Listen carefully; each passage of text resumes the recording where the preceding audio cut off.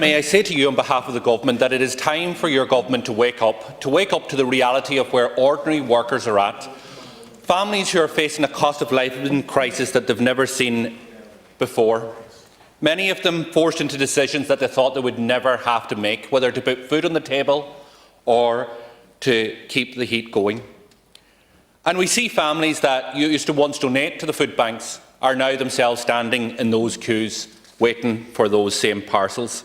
So the choice that the state has before it is simple. It is one which on one hand allows our citizens to fall into poverty, into financial hardship, or on the other hand to step up, to wake up to the reality, to step up to the plate and to fulfil its duty and to act. And that is what the motion before the House from Sinn Féin calls on you to do today, to act in the interest of our people in the middle of this cost of living crisis, because that is exactly what it's at. So our motion is very clear. It has a number of areas. Firstly, it deals with the issue of energy. And we know, compared to the summer of last year, compared to now, compared to the winter that we're facing into, households on average are paying €1,300 more on their electricity bills.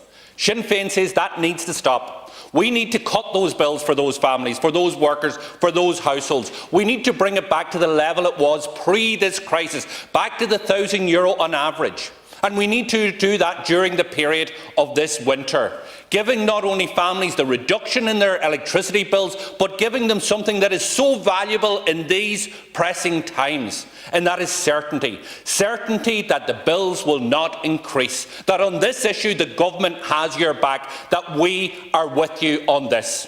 And we're taking the pressure from you. It is a simple proposal. It is a proposal, Minister, that you're aware that your colleagues in other European jurisdictions have implemented.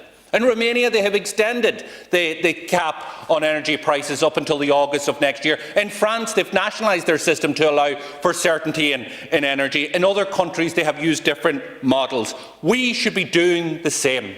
We need a government that understands the crisis that families are under. We need a government that's willing not to dither, but to act in the interest of people. So it can be done, just as others have done, to bring energy prices, electricity prices back to where they were pre-crisis, reducing them by up to €1,300 annually and keeping them at that level right up until the end of February.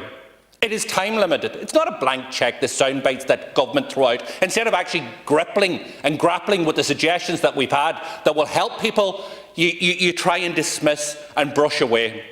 But on top of that, we need an excessive profit tax, similar to what Italy has. You'll be familiar with that. They actually increased the rate recently to a higher rate to make sure that energy providers are not profiteering through this crisis or through the commitment that government would give to underwrite the difference in the price of electricity that would be charged to households and the cost that they have of delivering it.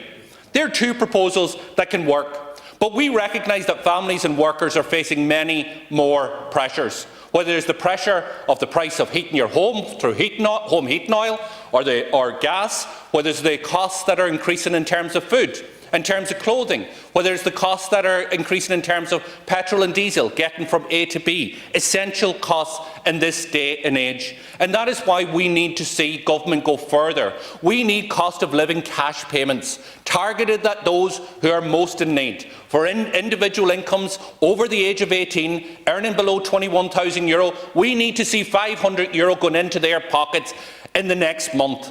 We need to see step-down payments for people earning right up to €70,000 to help them get through these winter months. So politics is all about choices. You know that, I know that, and these are about choices.